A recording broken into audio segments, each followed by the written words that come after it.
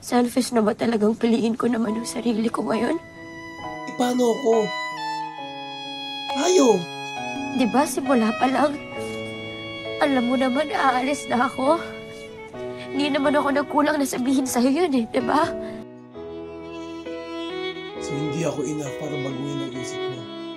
Sabi mo nun, kung hanggang saan lang yung kayang ibigay ng panahon, di ba?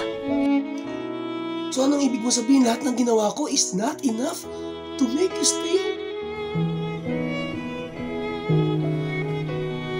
So lahat na itong ginawa mo